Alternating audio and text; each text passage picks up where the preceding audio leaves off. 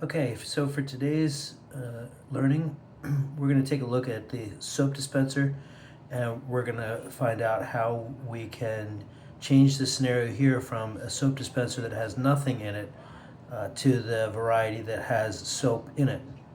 So first thing you're going to need is the empty soap dispenser, and then the second thing you're going to need is soap. Notice the first step here has already been done, which is to disassemble the pump from the bottle itself.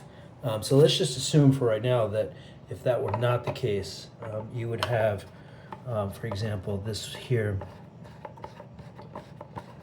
you would have a soap dispenser, and here's the problem is that when you try to dispense this, see how there's nothing coming up through the dispenser, and that's because there's no soap in the bottom. So what we're going to do is we're going to take that off to start. And then there's two different ways you can do that. The first way is you can take the dispenser to the supply of soap, and the other thing you can do is bring the supply in to the place where the soap is actually needed. So let's start with this one. We're going to take this soap dispenser and we're going to take it to the soap supply. So there's a couple places that we can look. One of the ways that we do this is just go to the kitchen. And in the kitchen we have a variety of supplies that we keep underneath the sink, which kind of makes sense if you think about it, because that's where we do a lot of the cleaning. So under here we'll see that there's, oops. So we have dish soap. You don't want to use dish soap for that. This is another kind of dish soap. Again, not great for the hands, but what we do have here is this soft soap. And if we compare them, what you'll see is that soft soap there, soft soap there. So we can assume that those are related. And also we can see here it says refills 6 times, and then like a little tiny picture of the actual soap dispenser that we want to use. So let's use that. Now for this, here's the really tricky part, is that these have not a pump on the top. Remember the pump that was on this one? This one does not have a pump.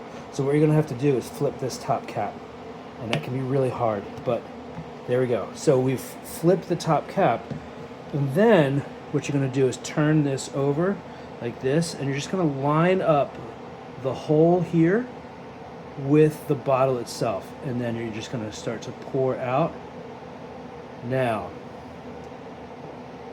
this is going to take a little bit of practice, because you've got to time it to stop pouring before it gets over the top. So you see that it's filling this bottle up with soap. So now we're going to get to that point right about, I would say, when it's about 2/3 to 3/4 filled, you can kind of start taking it off, and that's probably enough for now. You can obviously go all the way to the top if you want to, but okay. Now, here is the absolute most critical part, is once you've got this filled to a satisfactory level, you've got to take this and put it away. That's going to involve 2 steps. First step is closing and snapping the top. That's step 1. Step 2 is you're going to take the supply vessel and you're going to put it back to where you found it. Okay?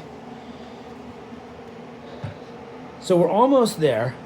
We're coming down the home stretch. Now we have our bottle filled. Now notice that it's still lacking the pumping device. So what we're going to do is we're going to just take it back into the bathroom, and from that point